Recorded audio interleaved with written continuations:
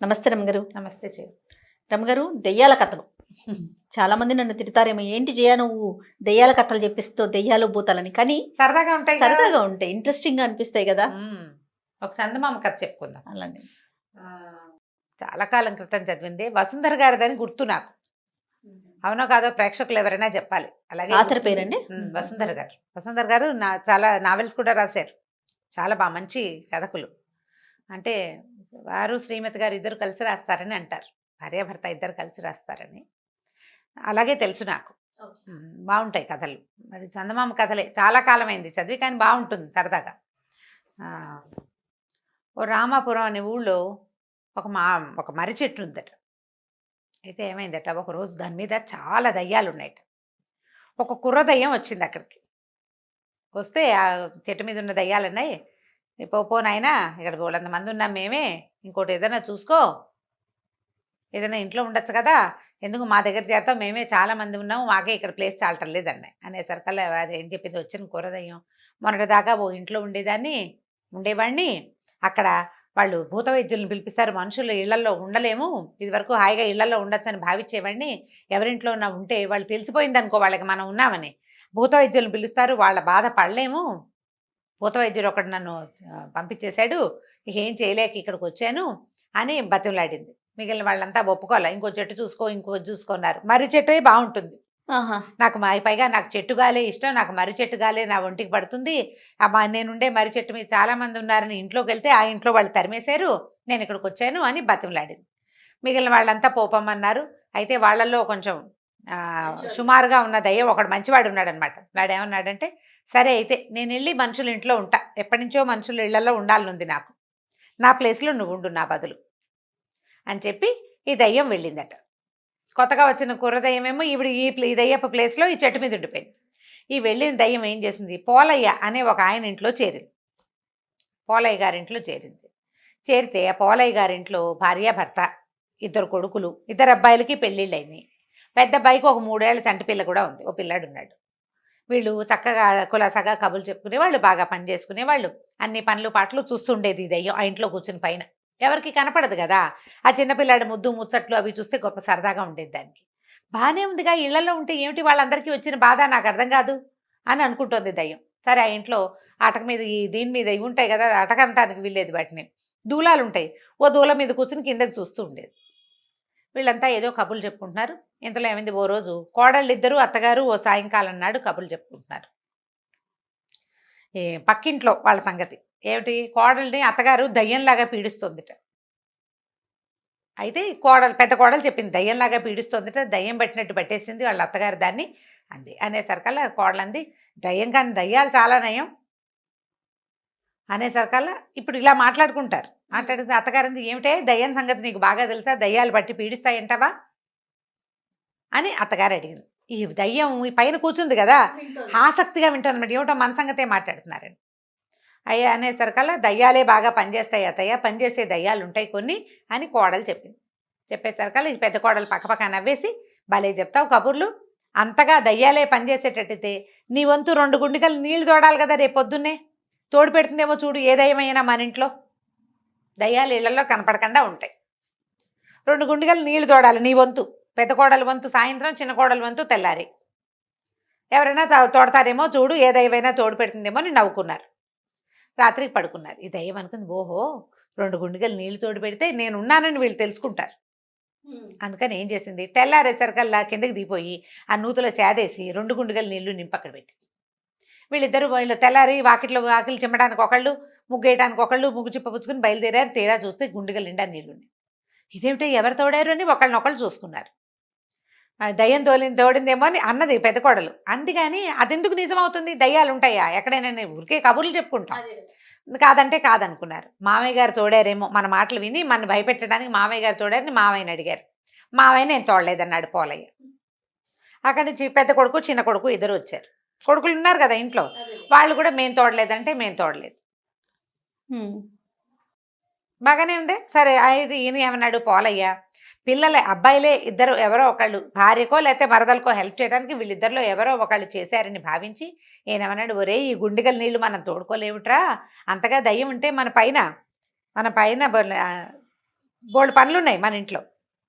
ఇంట్లో చాలా పనులు ఉన్నాయి. అయితే పెద్ద కొడుకు అన్నాడు, ఈ నీళ్ళు తోడాలా నాన్న దయ్యం, మనం చేయలేని పనులు కొన్ని ఉన్నాయి, పెంకు నేయించాలి ఇంటికి. 3 ఏళ్ల నుంచి అనుకుంటున్నాం, పెంకు నేయించలేదు. పెంకు నేయటం అంటే పెంకులో ఈ పెంకుటిళ్ళు ఉంటాయి కదా, అవి తీసి తీసి మళ్ళీ పెడతారు. వాటిని చక్కగా సర్దుతారు. పగిలిపోయినవి ఏమైనా వానలకి వాటికి పగిలినాయి అనుకో అవి తీసేస్తారు. పాడైపోయినవి తీసేసి కొత్త పెంకులు కొద్దిగా తెచ్చి పెంకులు మళ్ళీ చక్కగా రీఅరేంజ్మెంట్ అన్నమాట. ఇల్లు నెయ్యటం అంటారు దాన్ని, పెంకులు నెయ్యటం, పెంకులు సర్దటం అనమాట అది. మరి ఇల్లు నేయటం అని వాడతారు మా పెంకుటిల్లుని. ఇల్లు నేసి ఎన్నాళ్ళలో అయింది, 4 ఏళ్ల నుంచి వాన పడినప్పుడల్లా ఇబ్బంది పడుతున్నాము. ఆ పెంకులు నేయకపోయింది, ఆ దయ్యం ఈ నీళ్లు తోటం ఎందుకు, ఈ పని మనం చేసుకోగలం కదా అని నవ్వుకున్నారు. సరే దయ్యం అనుకుంది, ఓహో ఈ పని చెయ్యాలి కాబోలు వీళ్ళకి అనుకుని ఏం చేసింది, ఆ పెంకులు నేసేసింది. తెల్లారేసరికల్లా చూస్తోంది రెడీగా, వీళ్ళు నా పనిని గుర్తించారో లేదో. దయ్యాలు మంచివాళ్లే, మంచివే, అవి పనులు చేసి పెడతాయి, కోడళ్ళు అత్తగారులను పీడించినట్టుగా లేదా అత్తగారులు కోడళ్ళని పీడించినట్టుగా పీడించవు అని చెప్పాలని దాని ఉద్దేశం.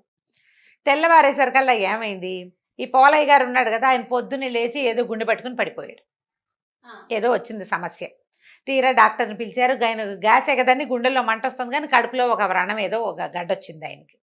సరే డాక్టర్ ఏమన్నాడా, వచ్చిన డాక్టరు శస్త్రచికిత్స చేయాలి, దీనికి కొంచెం నొప్పి ఎక్కువగా ఉంటుంది, మాత్రలు వాడుకోవాలి అని చెప్పాడు. చెప్పేసరికి ఇంటిల్లిపాది ఈ రగడలో పడ్డారు. ఈ ఇల్లు నేయబడిన సంగతి వాళ్ళు చూసుకోలే. అదే సరే ఏం చేశారు, గబగబా హాస్పిటల్కి తీసుకెళ్లారు. ఏదో అక్కడ పల్లెటూరు వైద్యశాలే పాతకాలపది, అక్కడికి తీసుకుపోయారు. వైద్యం ఏదో చేశారు. ఆయనకి కడుపులో నొప్పి వచ్చినప్పుడల్లా నిద్ర మాత్రం వేస్తే సరిపోతుంది, నిద్రలో ఉంటే కొంచెం నొప్పి తగ్గుతుంది, ఒక వారం 10 రోజులు ఇలా ఉంటుందని చెప్పాడు. సరే ఈయనకి బాధగా ఉన్నప్పుడల్లా ఓ మాత్ర వేసుకుని పడుకుంటున్నాడు. బాధగా లేనప్పుడు ఆయన పథ్యం పానం చూడాలా అనారోగ్యస్తుడికి. వీళ్ళు ఇంకా ఈ ఇల్లు నేయబడింది అనే సంగతి చూసుకోవాలి. దయ్యానికి చాలా నిస్పృహ వచ్చేసింది, ఏమిటి ఇంత పని చేసాం, ఎవరు గుర్తించట్లేదు నన్ను. మనకు కూడా అలాగే ఉంటుంది, ఏదైనా చక్కగా మంచి చీర కట్టుకుంటే వచ్చే అవతల వాళ్ళు మన గుర్తించకపోతే చాలా కష్టంగా ఉంటుంది. అటు ఇటు తిరుగుతారు, పిల్లలు అయితే బాగా తిరుగుతారు అటు ఇటు.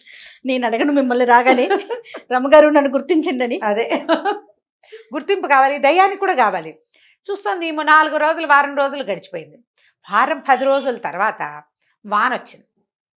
పోలయ్య గారు కొంచెం లేచి కాస్త కులాసాగా తిరుగుతున్నాడు. వాన పడేసరికల్లా ఒరే వాన పడుతుంది, దక్షిణపు గదిలో కారిపోతుందేమో చూడండి, ధాన్యం తడిసిపోతే ఒడ్లుండవరా అని కేకేశాడు కొడుకుల్ని. ఈ కొడుకులు ఇద్దరు దక్షిణపు అక్కడ వడ్ల కొట్లోకి పరిగెత్తారు. నీ వాన ఏం పట్టల్లా. వాన పట్టలేదు నాన్నో, ఏమిటి ఇంత పెద్ద జల్లు పడుతుంటే వాన పట్టలేదు, 3 నీరుడు భలే కురిసింది కానీ చూసుకున్నారు. పైకి చూస్తే ఎక్కడా గ్యాప్ లేదు. గ్యాప్ లేకపోయేసరికల్లా పెద్దవాడికి ఏం డౌట్ వచ్చింది, నాన్న మొన్న మనం పెంకులు నేయిస్తుంది దయ్యం మంచిదైతే పెంకులు నేయచ్చు కదా అనుకున్నాము, ఎవరైనా దయ్యపోద్ది నిజంగా మన ఇంట్లో ఉండి చేసిందేమోనని. ఇద్దరు ఏం చేశారు, కొద్దిగా వాన తెరిపిరంగానే కొడుకులు ఇద్దరు చెరో పక్కన బైక్ ఎక్కి చూసుకున్నారు. చూస్తే నీట్గా వరసలు పెంకులు పేర్చి కనపడ్డాయి. ఇంకేముంది, అంతే దయ్యం ఉందని కోడళ్ళు ఇద్దరు హడిలిపోయారు. అత్తగారు భయపడింది, కేకలు పెట్టింది, ఇంట్లో దయ్యం చేరింది, అదే నేసేసింది ఇల్లు, మనం పెంకన్నా కదపలేదు. ఎవరినైనా మనిషిని పిలవాలి, మనుషులు మనం చేసే పని కాదు, దానికి ప్రొఫెషనల్స్ ఉంటారు. నువ్వు నేను ఎక్కి చేసేయలేము ఆ పని, ఇంట్లో ఉన్న వాళ్ళు చేయరు. ప్రొఫెషనల్ ఉండి ఇంట్లో వాళ్ళు సాయం చేసేవాళ్ళు అప్పట్లో. కాబట్టి ఇప్పుడు దయ్యం పట్టింది, ఇంకేముంది అని చెప్పేసి వాళ్ళు భూత వైద్యుడు పిలుద్దాం అనుకున్నారు. ఈ దయ్యానికి హడలు పుట్టింది. నాయనో వీళ్ళు ఏదో చేస్తున్నారని పరిగెత్తుకుంటూ పోయింది మర్రి చెట్టు దగ్గరికి. ఆ మర్రి చెట్టు దగ్గర ఉన్న వాళ్ళంతా హాహాకారాలు చేశారు. ఎందుకు వచ్చావు, ఇక్కడ గ్యాప్ లేకపోతుంటే పోమన్నారు. అయితే ఏ దయ్యానికైతే తను రీప్లేస్మెంట్గా ఇంట్లోకి వెళ్ళిందో ఆ దయ్యం దగ్గరికి వెళ్ళి అడిగింది, మంత్రవేత్తలు వస్తే భూత వైద్యుడు వస్తే ఏం చేస్తాడరా అని. వాళ్ళు ఏం చేస్తారంటే మంత్రాలు వేసి చింతకాయ బరికి పెట్టి కొడతారు, ఆ దెబ్బలు వీపుకు తగులుతాయి, మనకి ఒళ్ళంతా మంట పుడుతుంది, అదే సమస్య, నువ్వు వచ్చేసావుగా నీకేం అవ్వదులేదు. ఈ దయ్యానికి ఇంటికి వదిలిపెట్టి రావాలని లేదు, వాళ్ళు కావాలి దానికి.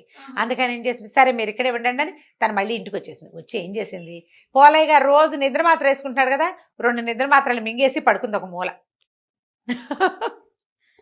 పడుకునేసరికల్లా భూత వైద్యుడు వచ్చాడు, హాంపి పట్టని బోళ్ళంత మంత్రం చదివాడు. ఆయనకి ఎక్కడా కనపట్టల్లా.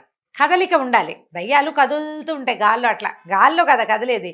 ఇది నిద్ర మాత్రం మింగేసింది, మత్తుగా జోగుతోంది, ఒక దీని మీద దూలం మీద పడుకునుంది, కదలిక లేదు. లేకపోయేసరికల్లా ఆయన ఏం దయ్యం లేదండి, ఏమీ లేదు అని చెప్పేసరికల్లా సరే వెళ్ళిపోయి ఆయన పంపించేశాక మొన్న గుండెగలతో నీళ్లు తోడింది, నిన్నేమో పెంకులు నేసింది, ఉందో లేదో మన ఇంట్లో దయ్యం, ఖచ్చితంగా ఉంది. మనకు తెలుసు ఆ 2 పనులు అదే చేసింది. మనం చేయలేదు కాబట్టి. మూడో మనిషి వచ్చి మనుషులు చేసే పని కాదు కదా అది. కనపడకుండా చేసేది అసలు కాదు. అని అనుకుని వీళ్ళు ఏమనుకున్నారు, ఆయన అన్నాడు, "అదేమిట్రా ఒకవేళ ఉంటే గనక ధాన్యపు కొట్లో బోల్డని వడ్లున్నాయా? వడ్లన్నీ దంచి బియ్యం చేస్తుందేమో చూద్దాం. ఒకవేళ దయ్యం ఉంటే ఆ పని చేస్తుంది" అన్నారు. అనేసరికలు ఈ దయ్యం ఏమనుకుంది, ఓహో వీళ్ళకి ఇది కావాలనుకుని ధాన్యం అంతా దంచేసింది. తెల్లారేసరికలు దంచేసి బియ్యం అక్కడ పెట్టి సంచులు చూసుకున్నారు వాళ్ళు. అమ్మ బాబోయ్ ఇంకేముంది, దయ్యం మన ఇంట్లోనే ఉంది. కాకపోతే అప్పుడు ఆయన ఒకటి ఆలోచించాడు. మామూలుగా దయ్యాలు ఏం చేస్తాయి, ఇబ్బంది పెడతాయి, బాధ పెడతాయి. ఇది చూస్తే గుండెగల్లో నీళ్ళు తోడు పెడుతుంది, మనకు డబ్బు ఖర్చు లేకుండా నేసేస్తుంది. ఇప్పుడు ఒడ్లు దంచడం అంటే చిన్న పనే, గూళ్ళు పడిపోతాయి. చచ్చేలాగా పనిచేస్తే కానీ ఒడ్లు దంపుడు అవ్వదు. అప్పట్లో మరలు అవి లేవు కదా, దంచుకొని చెరుక్కుని బియ్యం చేసుకునేవాళ్ళు. నువ్వు దంచక్కర్లేదు, చెరగక్కర్లేదు, పనంతా మిగిలిపోయింది. తర్వాత ఎవరికైనా డబ్బిచ్చి చేయించుకోక్కర్లేదు. చేసి పెడుతుంటే ఇది దయ్యం ఎందుకైంది, దేవత. మామూలుగా ఏం చెప్తారు, ఇబ్బంది పెట్టేది దయ్యం, చక్కగా ఉండేది హాయిగా మనని సుఖంగా సంతోషంగా ఉంచేది దేవత. మన ఇంట్లో ఉన్నది దయ్యం కాదు, దేవతే. ఇది దేవతే కాబట్టి ఆ ఉన్న దేవతకి దానికి ప్రీతి కలిగేలాగా ఏదైనా చేద్దాం. మనం చేయలేని పనులు దానికి చెప్పుకుందాం అని చెప్పి రోజు మా ఇంట్లో ఉన్న దేవత నీకో నమస్కారం ఓ దండం పెట్టడం మొదలుపెట్టారు. ఈ దయ్యానికి సంతోషం వచ్చేస్తుంది. చూసావా వీళ్ళు నన్ను దేవతగా భావిస్తున్నారని మళ్ళీ పోయింది మర్రి చెట్టు దగ్గరికి. వెళ్ళి ఏం చెప్పిందంటే, కీడు చేస్తే దయ్యాలంటే భయపడతారు, మంత్రవేత్తల్ని పిలుస్తారు. మంచి చేస్తే హాయిగా ఇళ్లల్లో ఉండొచ్చు. ఈ వెధవ మర్రి చెట్లు పుచ్చుకుని వెళ్ళాటం ఎందుకు, దిక్కుమాలి మర్రి చెట్లు. ఇంట్లో సుఖంగా ఉంటుంది, ఎవ్వరూ మనని కదపరు. ఏదైనా చేత చేయగలిగినంత మంచి చేసామనుకో వాళ్ళు మనని హాయిగా ఉంచుకుంటారు, రోజు దండం పెడతారు పొద్దున్నే అని చెప్పింది. చెప్పేసరికల్లా దయ్యాలు కొన్ని నిజమా అన్నాయి.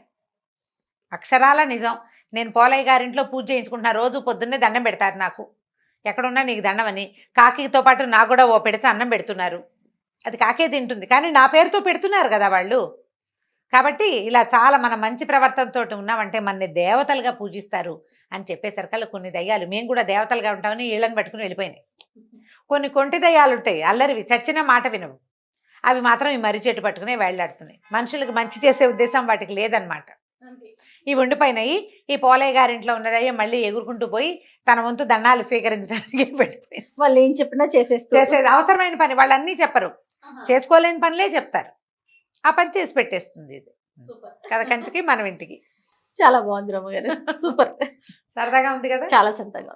రమ్మగారు బాలమిత్ర, చందమామ ఈ కథలన్నీ చెప్పుకుంటూ ఉండేవాళ్ళం మనం. చాలా రోజులు అయిపోతుందండి, డిస్కషన్స్ ఎక్కువైపోయినాయి మనకి, ప్లస్ సిరీస్లు వెళ్తున్నాము. మరి వాటి నుంచి ఏదైనా ఒక కథ చెప్తారా? పిల్లలకి చెప్పడానికి బాగుంటుంది. మామూలుగా పిల్లలు ఏ పనులు చేయరు చాలామంది. ఏ పని చెప్పినా నేనే చేయాలా, వాడికి చెప్పచ్చు కానీ తమ్ముడినో చెల్లెలనో చూపిస్తారు. రేపు చేస్తా మాపు చేస్తా అంటారు.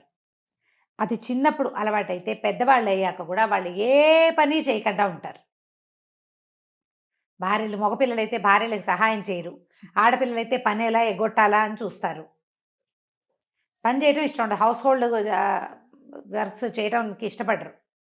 అందుకని పిల్లలకి చిన్నప్పటి నుంచి పండ్లు గిన్నెలు అలవాటు చేయాలి.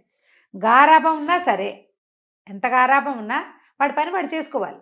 కంచం పెట్టుకోవటం, కంచాలు తీయటం, వాడి కంచం వాడు అన్నం తిన్న ప్లేట్ తీయాలి, టిఫిన్ ప్లేట్ తీయాలి, పాల గ్లాస్ పట్టుకెళ్ళిస్తే మళ్ళీ తీసుకెళ్ళి వాడే సింకులో పెట్టాలి లేదా కడిగి పెట్టాలి. ఇట్లాంటి అలవాట్లు చేయండి పిల్లలకి. అవునండి.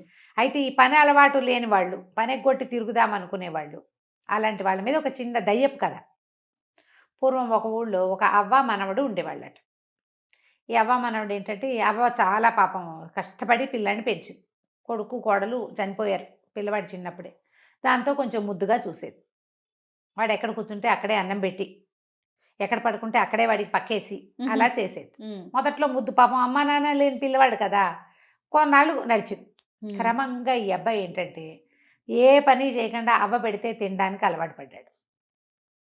ఎప్పుడైనా ఏదైనా బలవంతంగా ఒక పని చేయిస్తే, ఏ పొలం పనో చేయిస్తే మళ్ళీ 3-4 రోజుల దాకా నాకు అది నొప్పి ఇది నొప్పి అనేవాడు, పని మానేసేవాడు. కానీ తిండి కావద్దు, తిండి కావాలిగా, వాళ్ళ దగ్గర వీళ్ళ దగ్గర డబ్బులు తీసుకుని ఏవో ఒకటి కొనుక్కుని తినేసేవాడు. మళ్ళీ ఆ డబ్బులు వెనక్కి కట్టడానికి, పని చేయడానికి బద్ధకం. ఊళ్ళలో అప్పుడు ఏముంది, వస్తు మార్పిడ్లు, పని మార్పిడ్లు అవి ఉండేవి. ఏదో కొట్లో నుంచి వస్తువులు తెచ్చుకుంటే కొట్లో అవసరమైన పని చేసి పెట్టాలి. ఓ పొలంలో నుంచి ఏదైనా తెచ్చుకుంటే వాళ్ళకి పొలం పని అవసరమైనప్పుడు చేయాలి. అబ్బాయి అసలు చేసేవాడే కాదు. ఎప్పుడు ఏదో ఒక గొడవ వచ్చేది వాళ్ళ ఇంటికి. మీ వాడు అది తీసుకున్నాడు ఇది తీసుకున్నాడు అంటే ఈ బామ్మ మామ అవ్వ ఒక్కతే ఎక్కడి నుంచి ఇస్తుంది. రోజు అనేది ఒరే నేను నిన్ను మొయ్యలేకపోతున్నాను, చాలా బరువు అయిపోయావు నువ్వు, నాకు పని చెయ్యి ఏదైనా పని చెయ్యి, పెద్దవాడివి అవుతున్నావు, 18 ఏళ్ళు వచ్చినాయి, పని చేయకపోతే ఎట్లా, ఇంకా 4 ఏళ్ళు పోతే పెళ్లి చేసుకుంటావు, పెళ్లి కావాలంటే నేను పని చేయను అనేవాడు. మరి పెళ్లి చేసుకుంటే భార్యను పోషించుకోవద్దు, మరి పిల్ల చెల్ల పుడితే వాళ్ళని చూడొద్దు. దాంతో ఇక అవ్వ విసిగిపోయేది. ఒకరోజు ఏమందంటే ఒరే నువ్వు ఎక్కడికైనా వెళ్ళిపో, నాతో నువ్వు ఉండద్దు అంటే వాడికి కోపం వచ్చింది. కోపం వచ్చి ఏమనుకున్నాడు, ఎంతసేపు పని పని అంటుంది, హాయిగా చెరువు గట్టును కాళ్ళు చాపుకుని పడుకుంటే ఎంత హాయిగా ఉంటుంది, గాలేస్తుంటే నిద్ర పడుతుంది. అన్నం వేళకి ఇంటికి వస్తే అవ్వాయిలాగా అన్నం పెడుతుంది. అవ్వ అన్నానికి డబ్బు ఎక్కడి నుంచి తెస్తోంది అనేది వాడికి అక్కర్లా. సరే ఏమనుకున్నాడు, ఇది లాభం లేదు, వీడితో ఉండకూడదు, అడవిలోకి వెళ్ళిపోదాం హాయిగా, ఏ పని చేయక్కర్లా, అడవిలో ఏముంది పని, ఏదో కాయ కసరు కనపడుతుంది, వాటితో పొట్ట నింపుకుని హాయిగా ఉండొచ్చు. రోజు ఎట్లా గడుస్తుంది అనే ఊహ లేదు వాడికి. ఒకవేళ ప్రమాదం ఉంటుందేమో ఇంకా అంతదాకా వాడు ఊహించలా. వాడికి ఏదైనా ఊహిస్తే ముందే పని చేసేవాడు. అదే కదా. సరే అట్లా పోయి ఒక అడవిలో ఓ చెట్టు కింద కూర్చున్నాడు. చెట్టు కింద కూర్చుంటే ఆ చెట్టు మీద ఒక దయ్యం ఉందట, చింత చెట్టు. అది ఏం చేసింది, పైనుంచి చింతకాయలు రాల్చింది. వీడు పళ్ళు పండితే బాగుంటాయి, పుల్లపుల్లగా తీతీగా బాగుంటాయి, 4 పళ్ళు తిన్నాడు. అక్కడే కూర్చున్నాడు. అదేమనుకుందంటే సరేలే వీడిని ఏం చేస్తామని సాయంకాలం దాకా చూసింది. చీకటి పడినా వాడు వెళ్ళల. పగలల్లా దానికి అంత శక్తులు ఉండవు, సాయంత్రం పూట చీకటి పడేసరికి శక్తి పెరుగుతుంది. రాత్రికి వెళ్ళిపోతాడేమో అనుకుంది. ఎవ్వరూ చింత చెట్ల కింద పడుకోరు. అవును, మర్రి చెట్ల కింద చింత చెట్ల కింద పడుకోకూడదు అనుకుంటారు. వీడు పోవటల్లా కాళ్ళు చాపుకుని పడుకున్నాడు. అవతల ఏదో నీళ్లున్నాయి, పోయి మంచినీళ్ళు తాగొచ్చాడు. కాసేపు అటు ఇటు తిరిగాడు, ఏవో తిన్నాడనమాట, చెట్ల పళ్ళో కాయలో దుంపలో తిన్నాడు. వచ్చి మళ్ళీ చెట్టు కింద పడుకున్నాడు. పడుకునేసరికి దయ్యానికి ఆశ్చర్యం వేసింది. దిగొచ్చింది తెల్లవారుసామున. ఏరా అబ్బి నీకు భయం ఎట్లేదా, ఏంటి ఎందుకు వచ్చావు ఏమిటి అని అడిగితే, అబ్బో ఊళ్ళో ఉంటే పని చేయాలి, ఎంత పనో, ఎప్పుడు పని, ఎంత చేసినా తరగదు, మా అవ్వ ఒక పని వెనకాల ఒక పని వెనకాల ఒక పని చెప్తుంది, ఓ రోజు చేసి మానేయటం అనుకున్నది, పని చేయి అంటారు, నాకేమో ఖాళీగా కూర్చోవాలని ఉంటుంది. ఓకే, మా అవ్వ నేను పోషించలేనని తిడుతుంది, కోపం వచ్చేసాను అన్నాడు. ఈ దయ్యానికి అప్పుడప్పుడు వచ్చే మనుషులు ఆ రోడ్డు మీద, వాళ్ళు పట్టుకెళ్ళే సంచులు, వాళ్ళు ఎప్పుడైనా వదిలిపెడితే తనకి వాసన వచ్చేటువంటి తినుబండారాలు, అవన్నిటి మీద మంచి ఆసక్తి ఉంది. దయ్యం అయితే ఓ పని చేద్దామా, నువ్వు నా బదులు చెట్టు మీద ఉండు, నేను నీ బదులు ఊళ్ళోకి వెళ్తా, నాకు కూడా చూడాలంది, నాకు ఖాళీగా ఉండాలని లేదు, ఎవరు వస్తారా కాలక్షేపానికని చూస్తూ ఉంటాను నేను ఎంతసేపు, నువ్వు కనపడ్డావు రాత్రి నుంచి సరదాగా బాగోదు, ఎవడో ఒకటి మనిషి తిరుగుతుంది వాడి కేసు చూడడం, నాకు ఆ మనుషుల్ని చూడడం ఇష్టం, కావాలంటే పని చేస్తాను అనేసరికల్లా సుశీలుడు బాగానే ఉందనుకున్నాడు కుర్రాడు, బాగుంది ఈ పని చేద్దాం అనుకున్నాడు. సరే దయ్యానికి ఎలా నువ్వు నేను ఎలా అవుతావంటే, ఏముంది రేపు పొద్దున్నే నేను దయ్యం రూపంలో నుంచి బయటకు వచ్చేస్తాను, నీ బాడీలోకి వస్తా, నువ్వు నాలాగా మారిపోదు కానీ, నాకు తెలుసు ఆ విద్య, కాకపోతే ఏంటంటే నువ్వు వచ్చి అడిగితేనే ఇస్తా బాడీ, ఎవరు చెప్పినా నేను నా బాడీ నీకు ఇవ్వను, మనం మార్చుకోలేం, మనం ఒకళ్ళకొకళ్ళు ఒప్పుకోవని మార్చుకోవాలి. ఓకే, ఒకళ్ళు ఒప్పుకోపోయినా రెండో వాళ్ళకి అవకాశం లేదు. అంటే వీడేమనుకున్నాడు, ఏముంది మనకి చెట్టు మీద ఉండొచ్చు హాయిగా, తిండక్కర్లా గిండక్కర్లా, ఇప్పుడు తిండెట్లా అన్న భయం వస్తుంది మనుషులైతే, నాకేం భయం, హాయిగా చెట్టు మీద పడి ఉంటామే కదా, పని పాటలకన్నా హాయిగా పడుకోవచ్చు కామీగా అనుకొని బాడీ మార్చుకోవడానికి ఒప్పుకున్నాడు కుర్రాడు దయ్యము ఇద్దరు కలిసి బాడీ ఎక్స్చేంజ్ చేసేసుకున్నారు. ఒకళ్ళు ఇటు అటు అటు ఇటు మారిపోయారు. దయ్యమేమో సుశీలు కుర్రాడుగా మారిపోయింది, ఆ సుశీలుడేమో దయ్యంగా మారిపోయాడు. పోయి చెట్టు ఎక్కి కూర్చో, అబ్బా ఎంత హాయిగా ఉంది, లైట్గా బట్టలు కూడా అక్కర్లేదు, ఏ చెట్టు మీద కావాలంటే ఆ చెట్టు మీద చేయమని వెళ్ళిపోవచ్చు, ఎక్కడ కావాలంటే అక్కడ పడుకోవచ్చు, పక్క వేసుకోవాలి ఎక్కేసుకోవాలి, గోల లేదు, అన్నం వండుకునే పని లేదు, తలకాయ దూకోవాలి, ఈ ఘోషలు లేవు, మురిగ్గా ఉన్నావు అనేది మా అమ్మ, స్నానం చేయలేదు, స్నానానికి కూడా బతకమే బడికి, హాయిగా ఉందని చింత చెట్టుకి తోక వెళ్ళాడేసుకుని కూర్చున్నాడు. ఓకే, ఈ కుర్రాడి వేషంలోకి వచ్చిన దయ్యము దానికి ఎంత ఎక్సైటింగ్గా ఉందో, నడుస్తుంటే మహా బాగుంది, అంతకుముందు గాలిలో తేలిపోకుంటూ ఉండేది, ఇప్పుడు చక్కగా స్థిరంగా నడుస్తుంది. వెళ్ళి చెరువు దగ్గర నిలబడి చూసుకుంది, అచ్చు ఇందాక వచ్చిన కుర్రాడి లాగానే ఉంది తను, చాలా సంతోషించి సరే వీళ్ళు ఎలాగా గుర్తులు అన్నీ తెలుసుకుంది, వీణ్ణే అడిగింది, అలా గుర్తుల ప్రకారం ఇంటికి వెళ్ళిపోయింది. అవ్వ ఊరు నాయన వచ్చావా, ఎక్కడికి పోయావురా రాత్రంతా, దాదా సర్ది తాగుదు కానీ అని ఇచ్చింది. ఇచ్చేసరికి అలా మాట్లాడకుండా పుచ్చుకుంది దయ్యం, అది ఎన్నేళ్ళయిందో చచ్చిపోయి, దయ్యంగా ఉంది, ఫుడ్ లేదు. హాయిగా ఆ చద్ది అన్నం తిని ఉల్లిపాయలు పచ్చిమిరపకాయలు కొరుకుని తింటుంటే అమ్మ ఎంత ఆనందమో, ఎంతో బాగుంది. తర్వాత మా అమ్మ వాళ్ళ అవ్వ అడిగింది, ఏరా పక్కింటి కామంత్ గారికి పని ఉందిట్రా, నేను వెళ్తానంటే నేను కూడా వస్తానన్నాడు. ఆశ్చర్యపోయింది, ఏమిటి వీడు వస్తానంటున్నాడు అని. అంతకుముందు నువ్వు అనేవాడు. ఆవతో పాటు పొలం పనిలోకి వెళ్ళాడు. చాలా పని చేశాడు, అన్ని పనులు అందరితో పాటు. సాయంత్రం ఇంటికి వచ్చాక ఎంత బాగా నిద్ర పెట్టిందో. అది దయ్యంగా ఉన్నప్పుడు దానికి నిద్రే తెలియదు. హాయిగా పడుకుని నిద్రపోయాడు. వాళ్ళ అవ్వ కూడా సంతోషించింది. వాళ్ళ తోలంలో పని చేశాడా, ఇక రోజు పని చేయడానికి వెళ్ళటం మొదలుపెట్టాడు. ప్రతిరోజు వెళ్తుంది ఆ దయ్యం పనిలోకి. చక్కగా పొద్దున్న తినేస్తుంది, సాయంత్రం తినేస్తుంది, హాయిగా పడుకుంటుంది. చక్కగా స్నానం చేయొచ్చు, చెరువులో ఎంతసేపు అయినా ఈత కొట్టచ్చు. అంతకుముందు కూడా ఈత కొట్టేది, దానికి ఇష్టం ఈత. కానీ దయ్యపు బాడీతో ఈత కొడితే ఒంటికి నీళ్ళు అంటావు కదా, ఆ సరదా తీరిపోతుంది. ఇప్పుడు చక్కగా యాక్టివ్గా తయారైపోయింది ఆ కుర్రాడు రూపంలో. అక్కడ ఉన్నాడుగా కుర్రాడు మనవాడు, చెట్టు మీద 3-4 రోజులు హాయిగా ఉన్నాడు. తర్వాత ఇంకా విసుగు పుట్ట మొదలెట్టింది. ఏమిటి ఏమీ పని లేకుండా ఎలా ఉంటాం? అంతకుముందు ఎంత చేయకపోయినా కొంత పని చేసేవాడు. ఈ గిన్నె తీసి అక్కడ పెట్టు, ఆ చెంబు తీసి ఇక్కడ పెట్టు, ఆ కట్టలు పట్టుకురా, ఈ పొయ్యి వెలిగించు, పొయ్యి దగ్గర కూర్చో, ఏదో చెప్పేది. ఏదో అప్పుడప్పుడు స్నానం చేసేవాడు, ఎవరింటికైనా వెళ్ళేవాడు, ఎవరితోటైనా మాట్లాడేవాడు. ఈ బాడీతో ఏముంది, ఎవరితో మాట మంతి, వీడు కనపడగానే అందరు లేచక పారిపోతారు. అదే కదా, విసుకొచ్చేసింది. ఒక 5-6 రోజులు 10 రోజులు గడిచేసరి కల్లా ఎగురుకుంటూ పోయి తన ఇంటికి వెళ్ళాడు. అక్కడ పడుకుని ఉన్న కుర్రాడిని చూసి, కుర్రాడి రూపంలో పడుకున్న దయ్యాన్ని చూసి, మన ఇద్దరం బాడీ మార్చుకుందాము, నేను ఉండలేకపోతున్నాను అక్కడ అనేసరికల్లా ఈ దయ్యం అంది, నేను హాయిగా ఉన్నా, నాకు కూడా అనిపించాలి బాడీ మార్చుకోవాలి, నాకు ఇప్పుడు అనిపించట్లా, నాకు పని చేస్తేనే బాగుంది, పని చేస్తేనే జీవితం బాగుంటుంది, నేను చచ్చినా నా బాడీ నీకు ఇవ్వనంది. ఏం చేస్తాడు ఆ కుర్రాడు? అయ్యో, ఏడుపు మొహం పెట్టుకుని పోయాడు. మా అమ్మని చూస్తే బాధగా ఉంది బడికి.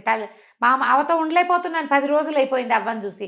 అటు ఇటు తచ్చట్లాడి, పైగా ఈ దయ్యాలు అవి తిరుగుతుంటే కుక్కలు పిల్లులు తెగ మురుగుతాయి, కుక్కలు వెంట పడతాయి. ఏదో కుక్కను తోలేస్తున్నారు కానీ ఏం జరిగిందో ప్రజలకు తెలియటల్లా. సరే ఏం చేస్తాడు, ఎగురుకుంటూ పోయాడు వాడు. ఈ లోపల ఇలా 10-15 రోజులు గడిచాక ఏమైంది, ఓ కామంద్ గారు ఒక ఆయన వచ్చి ఎవరిని అడిగాడు, నీ మనవడు ఏడి అని. ఇప్పుడే పొలం పనికి వెళ్ళాం, వచ్చాము ఇప్పుడే, ఇదిగో మా మనవడు అని అనేసరికల్లా, ఏరా నువ్వు 10 రూపాయలు తీసుకున్నావు అప్పుడెప్పుడో, నా 10 రూపాయలు నాకు ఇవ్వు అన్నాడు. అనేసరికల్లా వీడికేం తెలుసు, దయ్యం కదా ఇది, నాకు తెలియదు అనబోయాడు. అనబోయేసరికల్లా వాళ్ళ అవ్వంది, బాబు నా దగ్గర కొడితే కూడా రూపాయి లేదు, 10 రోజుల నుంచి నా మనవడు నాతో పనిలోకి వస్తున్నాడు, సాయంత్రం అయ్యేసరికల్లా వాళ్ళు బియ్యం ఇస్తున్నారు, హాయిగా అన్నం వండుకుని తింటున్నాం, రూపాయి లేదు, వాడు ఎట్లా ఇస్తాడో వాడు మీరు తెలుసుకోండి, నాకు తెలీదు, ఏ రోజుకు ఆ రోజు మేము తెచ్చుకుని వండుకునే పరిస్థితి నాది. వాడు ఆ 10 రూపాయలు ఏదైనా చిత్తుకాయ తలాట్లు పిచ్చాట్లు ఆడేశాడా, తినేశాడా, నాకు ఏం చేశాడో తెలీదు. అక్కడి నుంచి వాళ్ళు బయటికి లాక్కొచ్చారు. వీడికి ఏం తెలుసు, ఈ దయ్యంలో రూపంలో కుర్రాడికి పని చేయటం తెలుసు. నేను పని చేస్తానన్నాడు. పని చేస్తానంటే, పని చేసి ఎప్పటికి 10 రూపాయలు తీరుస్తావు, పని చేస్తే రోజుకు వచ్చేది పావలా అర్ధ. అక్కడి నుంచి వాళ్ళు అన్నారు, ఏంటి వేషాలు వేస్తున్నావా, ఇదివరకు లేదు ఇప్పుడు పని చేస్తానంటావు అని చెప్పేసి 2 పీకారు. కొట్టేసరికి ఒకళ్ళు 2 దెబ్బలు కొట్టేసరికి మిగిలిన వాళ్ళకి ఒక ఉద్రేకం వస్తుంది. చెట్టు కట్టేయండి రా, చెట్టు కొట్టేసి కొట్టండి రా వెండి అన్నారు. చెట్టు కట్టేసేసారు, కట్టేసి ఫటా కొట్టేశారు. దయ్యానికి అనిపించింది, అమ్మ వీళ్ళు కొడుతున్నారేమిటి, ఇలాంటిది ఒక ఘటన జరుగుతుందని తెలియదు దానికి. బాగా దెబ్బలు తిన్నాక నువ్వు రేపటి నుంచి పనిలోకి రావాలని చెప్పి వెళ్ళారు. పనికి రావాలి, దెబ్బలు తిన్నాడు. అక్కడి నుంచి దేవుడా రావుడా జీవుడా అని ఎట్లాగొట్లా పని చేయటం మొదలెడతాయి. ఈ లోపల ఇంకొకళ్ళు వచ్చారు, మా దగ్గర రూపాయి తీసుకున్నాడు. 10 రూపాయలు తీసుకున్న వాళ్ళు 25 దెబ్బలు కొడితే రూపాయి తీసుకున్నవాడు ఎన్నో కొన్ని కొట్టాలి కదా. అక్కడి నుంచి భయం వేసేసింది వీడికి, ఓ నాయనో ఈ దెబ్బలు ఎవడు తింటాడు, పరిగెత్తుకుంటూ పోయాడు ఆ సుశీల్ దగ్గరికి. కుర్రాడు అక్కడ ఉన్నాడు కదా చెట్టు మీద, బాబు నీ బాడీతో నేను పడలేనురా, ఈ దెబ్బలు ఎవడు తింటాడు, ఎవడి దగ్గర నువ్వేమేమి బాకీలు చేసావో వాళ్ళంతా కొట్టడానికి వస్తున్నారు, ఇప్పుడు ఏమిటి పని చేయించుకుంటారు, కసి తీరడానికి కొడతారు, నా వల్ల కాదు, నీ శరీరం నువ్వు తీసుకో, నా బాడీ నాకు ఇచ్చేసి అనగానే అప్పటికి 20 రోజుల నుంచి విసిగిపోయి ఉన్నాడు ఆ సుశీలుడు. ఎప్పుడెప్పుడు వెళ్ళి అవ దగ్గర పడిపోదామా అని ఉంది. ఖాళీగా ఉండటం మంచిది కాదు అని తెలిసిపోయింది. అన్నీ కనపడతాయి పదార్థాలు, దయ్యాలు ఏం తింటాయి, ఆహారం అవసరం లేదు కదా, కంటికి నచ్చిన ఏ పదార్థము తినడానికి ఉండదు, పాడు చేయగలదు దయ్యం, తిండి ఉండదు. వెంటనే బాడీ స్విచ్ అయిపోయాయి. దయ్యం పోనీలే ఎప్పుడో ఒకసారి సరదాగా చూసాం కదా, ఎప్పుడైనా వచ్చి నన్ను పలకరించు, బాయ్ బాయ్ అని చెప్పేసింది, చిటకేసింది. ఈ సుశీలుడు పరిగెత్తుకుంటూ వెళ్ళి అవ్వని కావలించుకున్నాడు. అవ్వా అని ఆవిడ ఆశ్చర్యపోయింది, రోజు ఇక్కడ ఉండేవాడు ఎందుకు కావలించుకుంటున్నాడో తెలియదు. ఇవాళ నుంచి నేను శ్రద్ధగా పనిచేస్తా, బాకీలు తీర్చేస్తాను అని చెప్పి ఆ రోజు నుంచి ఏదో పనికి వెళ్ళటం కాకుండా శ్రద్ధగా కొన్ని పనులు నేర్చుకుని మెల్లిగా డబ్బులు సంపాదించుకుని తనకు చేసిన పాత బాకీలన్నీ తీర్చేసి తీర్చేసాడు. ఆ తర్వాత నిదానంగా జీవితంలో కుదురుకున్నాడు. పని చేసిన వాడిదే జీవితం. అంతే. పని అనేది ఇతరులకి సహాయమే కాదు, నీకు కూడా. ఖాళీగా ఉండటం, ఏమీ చేయకుండా ఎంతసేపు ఇట్లా ఇట్లా ఇట్లా నొక్కుంటూ కాలక్షేపాలు చేయటం, ఇది బ్యాడ్ ప్రాక్టీసు. మగపిల్లల్ని పని చేయించకూడదు, పెళ్ళాలు వచ్చి పని చేస్తారు లాంటి దిక్కుమాల ఉద్దేశాల్లో ఉండకండి. పనులు అలవాటు చేయండి పిల్లలకి, వాళ్ళ పని వాళ్ళు చేసుకోవటం కనీసం. రైట్. ఇతరులకు సహాయం చేయటం రెండో పాయింట్. ఇవి నేర్పించాలి. సోమరిపోతులు కాకుండా ఉంటారు. ఈ కథని ఇంకా సరదాగా, ఇంకా వాళ్ళకి నచ్చేలాగా చెప్పుకోవచ్చు మీరు. రైట్. రమ్మగారు దెయ్యం కథ ఒకటి చెప్తారా? దయ్యాల కథ చెప్తాం. చెప్పండి. ఏంటి 4, 5, 10, 15 ఉన్నాయా? చెప్తాను చూడు. పూర్వం అప్పట్లో నౌకా వ్యాపారాలు అవి ఉండేవి కదా, మన వాళ్ళు ఎక్కడికో పోయి ఎక్కడో బిజినెస్ చేసుకుని వచ్చేవాళ్ళు. అట్లా నౌకలు వ్యాపారాలు చేసే కాలంలో రత్నశెట్టి అని ఒక శెట్టి గారు ఉండేవాడు. ఆయన ఆయన తిరగని ఎక్కని పడవలేదు, తిరగని దేశం లేదు, చూడని ద్వీపం లేదు, అసలు ఆయనకి ఆ వ్యాపారంలో తెలియందే లేదు. భలే గొప్పవాడు ఆయన. ప్రతి వాళ్ళు ఆయనతో కలిసి ప్రయాణం చేయాలని ఉబలాట పడేవాళ్ళు. ఆయనతో వెళ్తే ట్రిప్ చాలా బాగుంటుంది, ఎన్నో కొత్త విషయాలు తెలుసుకోవచ్చు, కొత్త కొత్త ఊళ్ళు చూడొచ్చు, అద్భుతమైన బిజినెస్లు చేయొచ్చు, బాగా సంపాదించవచ్చు, బోల్డ్ ఉండేవి. ఆయనకి షష్టి పూర్తయింది.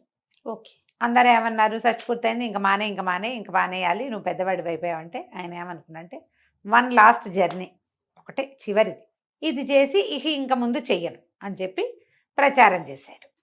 ఆయనతో బోల్డంతమంది తయారయ్యారు. వారా వీరా జనం, కళాశీలు వాళ్ళు వీళ్ళు ఉంటారు, ఈ పడవలు నడిపేవాళ్ళు.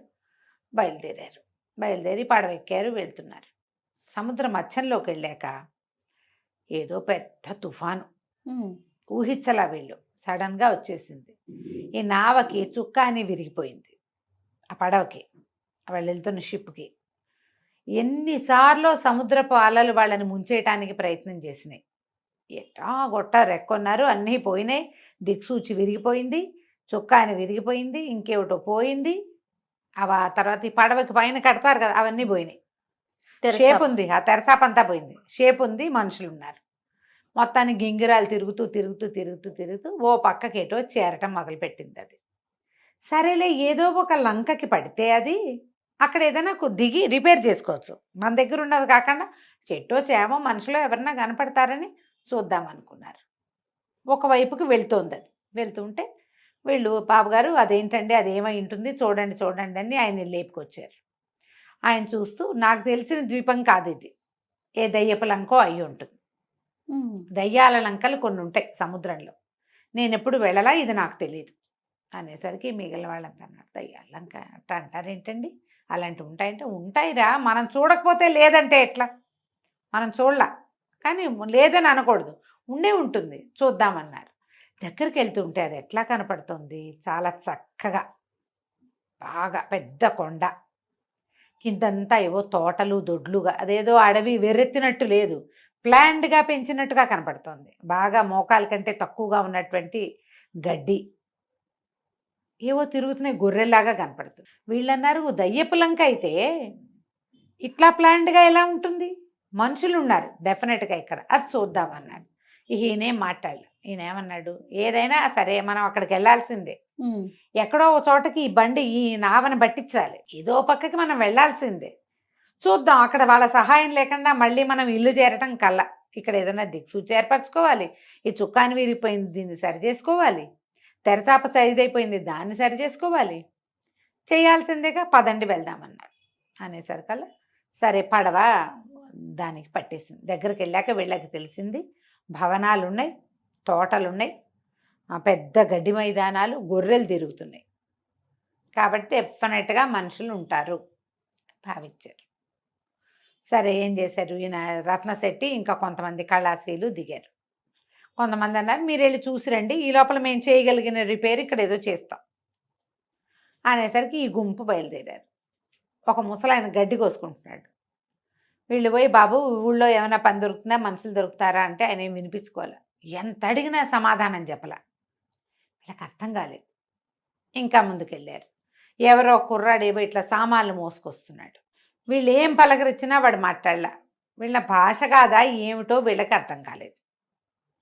ఇంకా ముందుకెళ్తే ఒక 4, 5 పిల్లలు ఎగురుకుంటూ వీళ్ళని దాటుకుంటూ వెళ్ళారు. వీళ్ళు ఎవరైనా మన ఎదురుకుంటూ ఇప్పుడు మనుషులు వస్తున్నారనుకో, వాళ్ళని చూసి ఆగటమో, అడగటమో, మాట్లాడటమో, కనీసం తప్పుకోవటమో చేస్తాం. ఏమీ చేయలే. వీళ్ళ మీద నుంచి వెళ్ళిపోయారు వాళ్ళు అనిపించింది వీళ్ళకి. ఓకే. ముందుకెళ్తే గొర్రెలున్నాయి, గుడ్లున్నాయి, పెద్ద పెద్ద ఇళ్ళు, బోళ్ళన్ని పంటలు, తోటలు, పెద్ద కోటగోడలు. కానీ ఒక్కడు వీళ్ళకేసి చూడ్డు, మాట్లాడ్డు. వీళ్ళకి అర్థం కావటల్లా ఏమిటి ఏమిటి ఏమిటి అని. ముందుకెళ్ళేసరికి ఆయనకు అనిపించింది, ఒరే ఇది దయ్యాలంకే, వీళ్ళెవ్వరూ మనుషులు కాదు, వాళ్ళకి మనం కనపట్టలేదు. సరే చూద్దామని ఆ కోట దాకా వెళ్ళారు. వెళ్తే బయట సైనికులు ఉన్నారు, కాపలాలు. క్రమంగా వీళ్ళకి ఏమర్థమైంది, వాళ్ళల్లో ఎవ్వరూ తమని చూడటం లేదు. దారిలో చెట్లు కాయలు కనపడుతున్నాయి, కోసుకుని తిన్నారు, ఎవ్వరు ఏమంటలే. సరే లోపలికి వెళ్ళారు. ముందుకెళ్తే పెద్ద కోట, సైనికులు కాపలా ఉన్నారు. కోట దాటి గేట్ దాటి లోపలికి వెళ్ళారు. లోపలికి వెళ్తే ఏమిటో డ్యాన్సులు జరుగుతున్నాయి, సంగీతాలు జరుగుతున్నాయి. ఓ రాజుగారు పెద్ద సభా సమూహంగా కనపడుతుంది. ఆ సభలోకి వెళ్ళారు. ఎవరి దాన్ని వాళ్ళు పాడేసుకుంటున్నారు, డ్యాన్సులు చేస్తున్నారు. రాజుగారు వాళ్ళు వీళ్ళు ఓహో ఓహో అంటున్నారు. ఈయన అన్నాడు, ఒరే ఒక తమాషా చేస్తాను చూడండి అని చెప్పి అలా వెళ్ళి రాజుగారి మొహంలో మొహం పెట్టి చూడటం మొదలుపెట్టాడు. రాజుగారు ఈయన అతను చూడలేదు కానీ కెవ్వుమని కేక పెట్టి పడిపోయాడు, స్పృహ తప్పిపోయాడు. వీళ్ళు హడిలిపోయారు ఏమైపోతుందో అని. ఈ లోపల అందరూ వైద్యుడేడి వైద్యుడేడి అంటే ఒక భూత వైద్యుడు లాంటి వాడు ఒకడు పరిగెత్తుకొచ్చాడు. దగ్గరికి వెళ్ళాడు రాజుగారి దగ్గరికి. రాజు నాడి చూశాడు, ఏమీ లేదు, గాలి చేష్ట అని చెప్తున్నాడు. అసలు గాలి ఎవరు? వాళ్ళే, అంతే. వాళ్ళందరూ ఆత్మలే, అవన్నీ దయ్యాలే కానీ మనుషులు కాదు వాళ్ళు. అప్పుడు ఏమన్నారు, ఎవరో మనిషి వచ్చాడు లోపలికి. ఆ మనిషి స్పర్శకి రాజుగారికి ఈ పని వచ్చింది, ఇలా వచ్చేసింది, స్పృహ తప్పిపోయాడు. ఏదో స్మెల్లింగ్ సాల్ట్ లాంటిది వాసన చూపించారు, లేవదీశారు. ఇప్పుడు ఆ మనిషికి ఏం చెయ్యాలి? అందరూ అటు ఇటు చూస్తున్నారు, ఎవరికి వీళ్ళు కనపట్ల, వీళ్ళు మాత్రం అన్నీ చూస్తున్నారు. అప్పుడు ఏమన్నాడు భూత వైద్యుడు, అలా కాదు, ఆహార పదార్థాలు వండండి బాగా అంటే అన్నీ వండారు. వండి అక్కడ పెట్టారు, పట్టుకొచ్చారు. అప్పుడు దండాలు పెట్టించాడు అందరితోటి. ఓ మనుషులారా, మీరెవరో, ఓ మనిషి నువ్వు ఇక్కడే ఉండుంటావు, మమ్మల్ని వదిలిపెట్టేసి ఇక్కడున్న ఆహార పదార్థాల్లో నీకేం కావాలంటే అది తిని మమ్మల్ని వదిలిపెట్టి వెళ్ళిపో. మా రాజుగారికి చాలా సెన్సిటివ్, ఆయన సుకుమారుడు, అలా మనుషుల పొలకమని సహించలేడు. మేమందరం వాటికి బాగా అలవాటై మాకేం భయం లేదు, కానీ మా రాజుగారి వల్ల కాదు. కాబట్టి కావలసిన ఆహారం తినేసి మమ్మల్ని వదిలిపెట్టి వెళ్ళిపో. ఇవన్నీ దయ్యాలే కానీ పంటలు కాయలు అన్నీ నిజమే. వాళ్ళన్నీ పనులు చేసుకుంటారు. శుభ్రంగా వండి పెడితే వీళ్ళు 11 మందో 12 మందో వెళ్ళారు, కళాశీలు వీళ్ళంతా. శుభ్రంగా ఆకులు వేసుకుని జామన ఉన్నదంతా శుభ్రంగా తినేశారు. తిన్నారు. అక్కడి నుంచి ఈ సౌగా మొత్తం కోటంతా తిరిగి తమకి సుఖానికి కావలసిన వస్తువులన్నీ సేకరించుకున్నారు. ఈ ఆహారం ఇంత మూట కట్టుకున్నారు. అక్కడ ఉన్నారుగా కొంతమంది, అన్ని మూటలు మోసుకెళ్ళారు. వీళ్ళు వెళ్ళిపోతూ ఉంటే ఆ భూత వైద్యుడు అన్నాడు, రాజుగారు తేలిక పడుతున్నాడు అంటే వాళ్ళు వెళ్ళిపోతున్నాడు వచ్చిన మనిషి, పర్వాలేదు పర్వాలేదు మీరందరూ ధైర్యంగా పని చేసుకోండి అంటే, అంతకుముందు ఆ దయ్యాలన్నీ నుంచునున్నాయి ఏం పని చేయకుండా రాజుగారిని చూసుకుంటూ ఎవరి దారిని వాళ్ళు పనులలోకి వెళ్ళిపోవటం మొదలెట్టారు. కొంతమంది గొడ్లు తోలుతున్నారు, కొంతమంది గొర్రెలు తోలుతున్నారు, కొంతమంది గుర్రాల సంగతి చూస్తున్నారు. ఊడ్చేవాళ్ళు తుడిచేవాళ్ళు ఎవడి పని వాడు చేసేసుకుంటున్నాడు. వీళ్ళు వాళ్ళ మధ్యలోంచి తమకు కావాల్సిన సామాన్లన్నీ మోసుకుని తిండి కూడా మోసుకుంటూ నడుచుకుంటూ వెళ్ళిపోయారు. వెళ్ళి పడవ దగ్గరికి వెళ్ళాక ఆ సామాన్లతో రిపేర్లు అయినాయి కానీ తిండి మూటలు ఊడదీస్తే అందులో ఏం లేవు, ఇంతంత పిండాలు ఉన్నాయి. అవి ఆహారం తిన్నదే. అక్కడ వీళ్ళు ఏం తిన్నారో తినేశారు. పట్టుకొచ్చిన దాంట్లో ఏది వీళ్ళకి తినడానికి రాలేదు. చెట్లకు కోసారు కాయలు, అవి మాత్రం ఉన్నాయి. సరే వీళ్ళు ఏం చేశారు, కిందకి దిగి మళ్ళీ కట్టెలు అవి ఇవి కట్టుకొట్టుకుని అవి తెచ్చుకున్నారు లోపలికి. చుక్కానికి కావాల్సిన రిపేర్ అంతా చేసుకున్నారు. లోపల సామాన్లలో ఎప్పటివో పురాతన సామాగ్రి, దయ్యాలు వాడవు పెట్టవు, వాటిని దిక్సూచులు అవి ఉన్నాయి. ఇక్కడికి పడవల్లోనే వచ్చేవాళ్ళు వాళ్ళు, బహుశా అంతా చచ్చిపోయారు ఏనాటిదో అది. సరే ఆ దిక్సూచి కూడా ఒకటి పట్టుకొచ్చుకున్నారు. వచ్చాక చూసుకుని తమ ఊరు ఏ వైపు ఉందో ఆ వైపుకి ప్రయాణం మొదలుపెట్టి నిదానంగా వెళ్ళిపోయారు. ఊరు చేరాక మేము దయ్యపు లంక చూసాం, అందులో ఇలా ఉంది అలా ఉంది అని రోజుల తరబడి చెప్పుకున్నారు వాళ్ళు. కానీ మళ్ళీ ఇంకా ఏ ప్రయాణంలోనూ వాళ్ళు ఆ లంకని చూడలేదు. రత్నశెట్టి గారు ఆ తర్వాత ఇంకా వెళ్ళాల. ఇదే మంచి లాస్ట్ ట్రిప్ ఏదైతే చేసామో అది ఒక అద్భుతమైన ట్రిప్పు. వాళ్ళు చూస్తుండగానే వాళ్ళు వండుకున్న ఆహారం వాళ్ళకి తెలియకుండా తినేసాం మనం. అది ఎంత బాగుంది ఎక్స్పీరియన్స్, అద్భుతమైన ఎక్స్పీరియన్స్. మనం భయపడలా, అవి భయపడ్డాయి మనని చూసి. అంతే. రాజుగారు స్పృహత పడిపోయాడు కదా. ఈ కబుర్లే చెప్పుకుంటూ ఉండేవాళ్ళు. ఎంతకాలమో ఇప్పటిదాకా నేను చేసిన అన్ని ట్రిప్పులు ఒక ఎత్తు, ఆఖరి దయ్యపు లంకకి వెళ్ళిన ట్రిప్పు వేరేది అని అందరికీ చెప్పుకుంటూ ఉండేవాడు. కథ కంచికి మనం ఇంటికి. బాగుందండి. రమ్మగారు, విక్రమ బేతాళ కథలు ఆ మధ్య ఎప్పుడో చెప్పుకున్నట్టు గుర్తు. ఎందుకంటే ఈ మధ్య మనం సిరీస్ లోకి వెళ్ళిపోయాం, కాశీ మజిలీలు ఇవన్నీ చెప్పుకుంటూ ఉన్నాం కదా. సో విక్రమ బేతాళాలు ఏమన్నా ఉంటే ఒక కథ చెప్పుకుందామండి. ఒరిజినల్ కథ చెప్దాం. రైట్. అంటే కథలు మొదలైనప్పుడు తర్వాత కల్పిత కథలు మనం చాలా చెప్తాం. చందమామలో పడినవి, చందమామలో కొన్ని ఒరిజినల్స్ వచ్చినాయి. మనం కథా సరిత్సాగరంలోనే అంటే మన బృహత్ కథలోనే ఈ కథలు ఉన్నాయి విక్రమార్కుడివి. అందులో విక్రమార్కుడు పేరుండదు, త్రివిక్రమ దేవుడు అనేవాడి కథలు అనమాట. అవన్నీ బేతాళుడితోటే మాటలు, బేతాళుడు ఎగిరిపోవటము అవన్నీ కూడా ఉంటాయి, సేమ్ కథలే. తర్వాత దాన్ని మనం విక్రమార్కుడు బేతాళుడుగా మార్చుకున్నాం. సో ఒరిజినల్ కథల్లో నుంచి ఓ కథ చెప్తాం. ఏం చెప్దాము? పూర్వం అదే ఇప్పుడు విక్రమార్కుడు సంగతి చెప్పాలిగా. ముందు పట్టుబదలని విక్రమార్కుడు మళ్ళీ వెనుదిరిగి శ్మశానం లోపలికి నడిచాడు. ఆ చెట్టు దాకా వెళ్ళాడు. చెట్టు పైకెక్కి ఆ పైన ఆ మృతదేహాన్ని, కళేబరాన్ని, బేతాళుడు ఆవహించి ఉన్న దాన్ని భుజాన్ని వేసుకున్నాడు. దిగాడు, కత్తి చేత్తో పుచ్చుకుని నడుచుకుంటూ వెళ్తున్నాడు. దీన్ని ఆవహించుకుని ఉన్న బేతాళుడు పక్కపక్క నవ్వాడు. ఎంత ఓపికవి నీకు, ఎన్ని విధాలైనా సరే నువ్వు మళ్ళీ మళ్ళీ వస్తూనే ఉన్నావు. సరే నీకు మార్గాయాసం తెలియకుండా ఒక కథ చెప్తానన్నాడు. సరే ఏం చెప్పాడు కథ? పూర్వం తామ్రలిప్తి అనే ఒక నగరంలో ఒక వ్యాపారస్తుడు ఒక ఆయన ఉండేవాడు. అయితే ఆయనకి హిరణ్యవతి అని భార్య. ఆ హిరణ్యవతి ద్వారా ఆయనకి ధనవతి అని ఒక అమ్మాయి పుట్టింది. ఈ పిల్ల చాలా అందమైన అమ్మాయి భలే బాగుండేది. అయితే ఒక మంచి రాజా మహారాజాలు ఎవరికైనా వివాహం చేయాలని, ఎక్కడెక్కడో ఇవ్వాలని అట్లా ఊహించుకునేవాళ్ళు. పిల్ల అందమైన పిల్ల ఉండేసరికల్లా వీళ్ళకి పెళ్లి సంబంధం, మంచి మొగుడు వస్తాడో రాడో అలాంటి బెంగలు కూడా ఉంటాయి. అవును.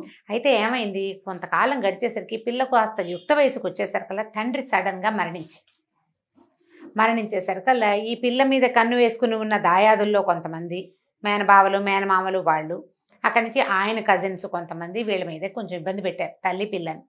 దాంతో ఈవిడ ఏం చేసిందంటే, ఈ భర్త లేడు, వీళ్ళలో అంటే దీనికి ఏమైనా లొంగి, వీళ్ళ ఒత్తిళ్ళకి లొంగి ఎవడో ఒక దిక్మాల మీద కట్టబెట్టాల్సి వస్తుంది పిల్లని, ఈ ఊరి నుంచి పారిపోదాం, ఇక్కడి నుంచి వెళ్ళిపోదాం, మనకు కలిగినంతలో మంచి సంబంధం ఆలోచించుకుని చూసుకుని పిల్లకి నచ్చింది, అనురూపమైంది వెతుక్కోవచ్చు.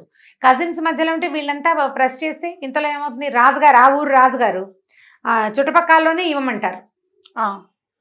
అమ్మాయి ఇష్టం అలా అనరు కదా. నీకు భర్త లేడు, కూతురు ఒకతే, మగ పిల్లలు లేనప్పుడు ఒక అండగా ఉండే వాళ్ళకి చూసి ఇచ్చేసేయాలని రాజు కూడా ప్రెస్ చేస్తాడు. అందుకని ఆవిడ ఏం చేసిందంటే, ఆయన కాడికి జాగ్రత్తగా ఎవరికి తెలియకుండా గుడ్సుప్పుడు కాకుండా ఎంతో కొంతకి ఆస్తుల్ని వాటిని తెగనమ్మేసింది. కొంత బంగారం, కాస్త డబ్బులు ఏర్పరచుకుంది. ఒకనాటి రాత్రి అవతల వైపు ఉన్న తామ్రలిప్తికి అవతల ఉన్న ఒక నగరంలో భర్త స్నేహితుడు ఒక ఆయన ఉన్నాడు. ఆయనకు ఉత్తరం రాసి పంపించింది, మేము వస్తాము, నేను నా కూతురు వస్తామని. ఆయన్ని కలుసుకోవటం కోసం ఏం చేసింది, రాత్రిపూట కూతుర్ని వెంటేసుకుని ఆ డబ్బుగా బంగారంగా మార్చిన మూటల్ని మాత్రం, అంటే ఇల్లు వాకిలి వదిలిపెట్టేసింది కామ్గా. బట్టపాత వాటి గురించి ఇక ఆలోచించాల. పిల్ల, ఆ పిల్ల తాలూకు భవిష్యత్తు, తల్లుల తాపత్రయం అట్లా ఉంటుంది. ఏం చేసింది, చీకట్లో బయలుదేరారు.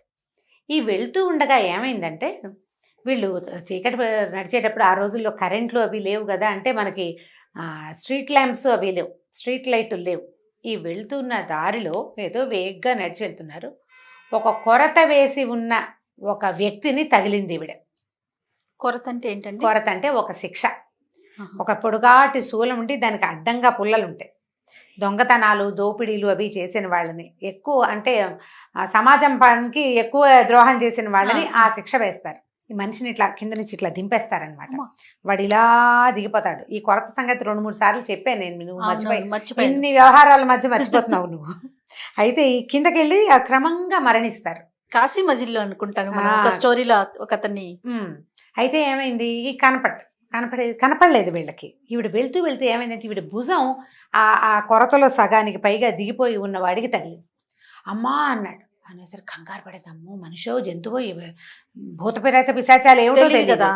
ఎవరినైనా అని కంగారు పడింది. కంగారు పడితే అతను అన్నాడు, అమ్మ నేను దొంగని, కొరత వేయబడ్డాను అని చెప్పాడు. నీ చెయ్యి తగిలేసరికల్లా బాధ వచ్చి అరిచాను అన్నాడు. అనేసరికల్లా వీళ్ళకి అప్పుడు అర్థమైంది తాము శ్మశానంలో ఉన్నాము అని. ఆ శిక్షలు సాధారణంగా వధ్యస్థానాలు, ఇలా అంటే శిక్షలు, మరణ శిక్షలు విధించే స్థానాలు శ్మశానాలకి దగ్గరగా ఉంటాయి. సరే ఎవరినైనా ఏమిటినైనా ఏం చేసావంటే నేను దొంగనని చెప్పాడు వివరంగా. చెప్పి ఏమన్నాడు, అమ్మ నువ్వెవరు ఏమిటంటే, ఈవిడ ఇంకేం చేస్తుంది, ఎవరికి చెప్పుకునేందుకు దిక్కులేదు, ఆ ఊళ్ళో ఎవరికి చెప్పినా నేను పారిపోతున్నాను పిల్లతో సహా అంటే ఎవరో ఒకళ్ళు ముప్పందించేస్తారు. కడుపులో పెట్టుకుని ఉంది ఆవిడ. ఎవరో ఒకళ్ళకి చెప్పుకోవాలి. ఈ వధ్యస్థానంలో కొరత మీద ఉన్నవాడు తీసుకెళ్ళి తన రహస్యాన్ని ఎవరికి చెప్తాడు? అందుకని ఈ హిరణ్యవతి ఏం చేసింది, నాయన నేను ఫలానా ఊళ్ళో ఫలానా ఆయన భార్యని, నాకు ఓ పిల్లుంది, ఏగో యుక్త వయసులో ఉన్న పిల్ల అని చెప్పి పిల్లని చూపించింది. పక్క చూపించడం చీకట్లో మొత్తానికి వేగ్గా ఒక పిల్లని. తర్వాత ఏమో పిల్లకి పెళ్లి చేద్దామంటే రకరకాల ఇబ్బందులు వచ్చినాయి, ఆస్తులు అమ్ముకొని పారిపోతున్నాను నాయన, తెలియక నేను తగిలాను, నన్ను క్షమించమంటే అతను ఏమన్నాడు, అమ్మ నీ కూతురికి పెళ్లి కాలేదన్నావు కదా, ఈ పిల్లని నాకు ఇచ్చి కన్యాదానం చేస్తావా అన్నాడు. అనేసరికి అలా ఆవిడ నవ్వింది.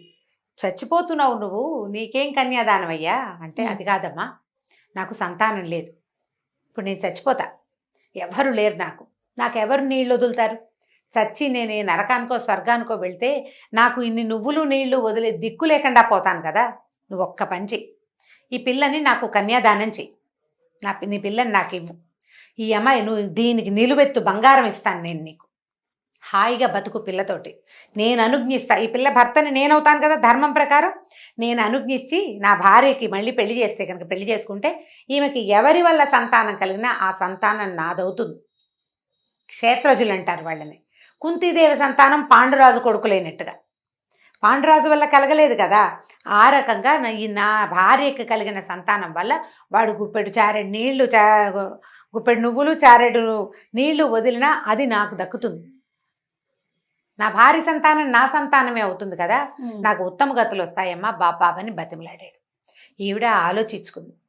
ఈ రాత్రి వేళ మాట చెప్పుకునేందుకు దిక్కులేక చచ్చేందుకు సిద్ధంగా ఉన్నవాడికి ఈ మాట చెప్పాను, అంతే కదా, అవును కదా, కడుపులో కష్టం వీడికి చెప్పుకున్నాను, వాడి కడుపులో కష్టం నేను విన్నా, వాడు నీకు డబ్బిస్తానంటున్నాడు, ఏముంది రాత్రి వేళ నువ్వు పెళ్లి చేసావో ఇంకోటి చేసావో ఎవడికి తెలుసు అని చెప్పి ఏం చేసింది ఈవిడ, సరే నాయనా అని చెప్పి ఆ పిల్లని అతనికి ఇచ్చి కన్యాదానం చేస్తున్నట్టుగా చేసి అతని చేతులకి ధారపోసేసింది. అప్పటికప్పుడు ధారపోస్తే సరే అతను ఏం చేశాడు, అవతలగా వెళ్ళండి, మీరు బయటికి వెళ్తే ఒక మర్రి చెట్టు కనపడుతుంది, ఆ చెట్టు కింద తవ్వండి, ఎక్కువ తవ్వక్కర్లేదు, ఒక ఐమూలగా గుర్తు చెప్తాడు, తవ్వితే బంగారం కనపడుతుందమ్మా, బంగారం పట్టుకుని వెళ్ళిపోండి మీరు, ఎలాగైనా నేను తెల్లారేసరికి చచ్చిపోతా, నా శవానికి దహనం చేయించి అస్థికలు ఏ గంగలో ఉన్నా కలుపు, నాకు గతులు మంచి వస్తాయి, ఈ అమ్మాయికి సంతానం కలిగితే వాళ్ళ వల్ల వాడు ఒక చారెడు నీళ్ళు వదిలితే నాకు ఉత్తమ గతులు వచ్చేస్తాయని చెప్పాడు. సరే ఏమైంది, ఇప్పుడు ఏం చేసి కాసిన నీళ్ళు తెచ్చి ఇతను కన్యాదానం చేసిందా, కాసిన మంచినీళ్ళు పోసింది, చావడానికి సిద్ధంగా ఉన్నవాడితో కూతురుతోటి నీళ్లు పోయించింది, తులసి తీర్థంలాగా భార్యతోటి అనమాట, తన భార్య కదా ధర్మం ప్రకారం అదే జరిగింది, కన్యాదానం అయిపోయింది కదా. అక్కడి నుంచి వీళ్ళిద్దరు ఏం చేశారు, ఆ మర్రి చెట్టు దగ్గరికి వెళ్ళి తవ్వుకున్నారు, తవ్వితే బంగారం దొరికింది. ఆ అమ్మ కూతురు చచ్చి చెడి ఎలాగోలా మోసుకుని ఆ వసుదత్తుడని ఈవిడ భర్త తాలూకు స్నేహితుడు ఉన్నాడుగా అతన్ని కలుసుకున్నారు. ఇట్లా ఎవరో దారైపోయేవాడి బంగారం వీళ్ళు తెచ్చుకున్నారని అతను అనుకోలే, వీళ్ళదే బంగారం అనుకున్నాడు, చెప్పలేదు వాళ్ళు ఆ రహస్యం అతనికి. సరే తెల్లారింది, ఒక 2 రోజులు ఆ వసుదత్తుడి ఆయన దగ్గర ఉండి ఏం చేసిందంటే, మా చుట్టాల వాడే ఫలానా వాడు కొరత మీద ఉన్నాడు, వాడు చనిపోయాడు, పాపం వాడికి దహనం చేయిస్తానని మా ఆయన ఎప్పుడో మాట ఇచ్చాడని ఒక చిన్న అబద్ధం చెప్పి అతనికి యుక్తిగా అతనికి శవదహనం చేయించేసి ఆ అస్థి సంచయనం చేయించి తీసుకొచ్చింది, శాస్త్రోక్తంగా చేసేసింది. అక్కడి నుంచి కూతురుతోటి అక్కడ ఉన్న నదిలో భార్యతోటే కల్పించేసింది అవి. అతనితో రుణం తీరిపోయింది, అతను వీళ్ళకి డబ్బిచ్చాడు, వీళ్ళు అతను పని చేసేసారు. తర్వాత ఏమైంది, ఈయన సహాయంతో ఇంకా కొంచెం అవతల ఎగువకున్న ఇంకో నగరంలో చేరిపోయి అక్కడ పెద్ద మేడ పాతదేదో అమ్మకానికి ఉంటే ఆ మేడ కొనేసుకున్నారు. తల్లి పిల్ల స్థిమితంగా 4 పని వాళ్ళని పెట్టుకుని ఉండటం మొదలుపెట్టారు. ఈవిడేంటి ఇప్పుడు కొత్త ఊళ్ళోకి వెళ్ళాము, చుట్టుపక్కల 4 స్నేహం చేయాలి, రాజుగారి దగ్గర కొంచెం మర్యాద నేర్పాలి, అక్కడ పెళ్లి సంబంధాలని ఫలానా ఊరు అని ముందు చెప్పినా చెప్పపోయినా గోత్రం భర్త ఎలాగూ లేడు, గోత్రనామాలు చెప్పుకుని మెల్లిగా పిల్లకి పెళ్లి సంబంధం చూద్దాం అనుకుంది. అనుకునేసరికల్లా ఏమైంది, ఒకనాడు ఈ పిల్ల వీడి కూతురు ధనవతి చాలా అందమైన పిల్ల అని చెప్పాం కదా, ఓ వాకిట్లో నిలబడి చూస్తుంటే ఒక బ్రాహ్మణ అబ్బాయి అటు వెళ్తూ కనపడ్డాడు. అతని పేరు చిన్నస్వామి. చాలా అందంగా ఉన్నాడట. ఈ అమ్మాయి ఏం చేసింది, అమ్మ అతను చూడవే ఎంత బాగున్నాడు, అలాంటి వాడికి ఇచ్చి పెళ్లి చేయవే నన్ను అని అడిగింది. ఈవిడేమనుకుంది, పిల్లకి ఏమిటి అందమైన పిల్ల, దానికి అనురూపమైన వరుడు కావాలంతే.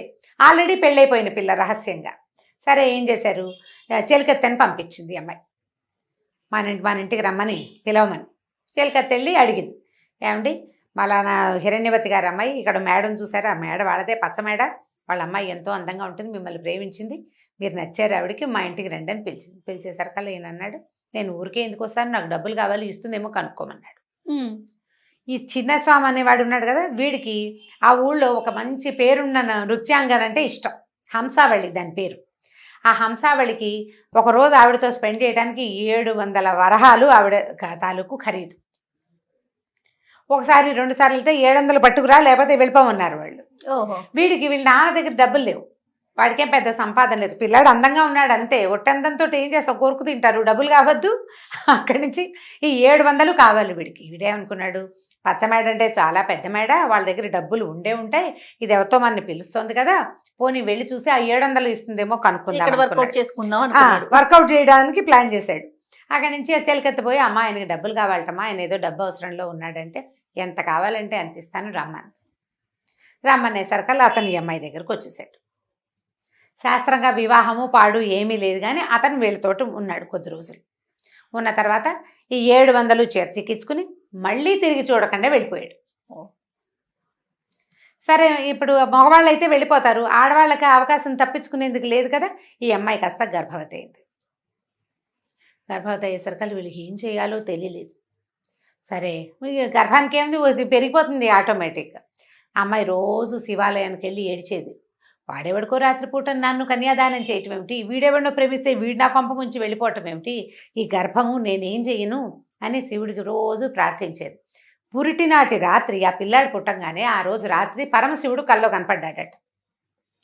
కనపడి ఏం చెప్పాడు ఈ అమ్మాయికి, అమ్మ పిల్లాడిని పుట్టినవాడిని, నువ్వు నా భక్తురాలివి, నేను నీకు ఒక ఉపాయం చెప్తాను, మంచంతో సహా తీసుకెళ్ళి రాజుగారి వాకిట్లో వదిలిపెట్టిరా, పిల్లవాడి తల కింద 1000 బంగారు నాణ్యాలు ఉన్న సంచి పెట్టు అని చెప్పాడు.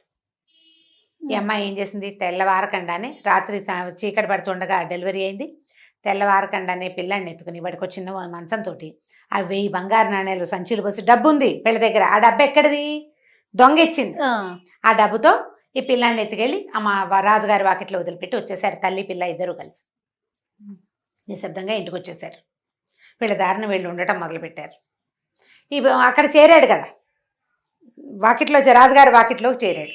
ఈ రాజుగారి వాకిట్లో చేరేసరికి రాజుకి తెల్లవారుజామున కల వచ్చింది. ఆయనకి సంతానం లేదు. ఆ రాజుగారి పేరు సూర్యప్రభువు. ఆయనకి పిల్లలు లేరు.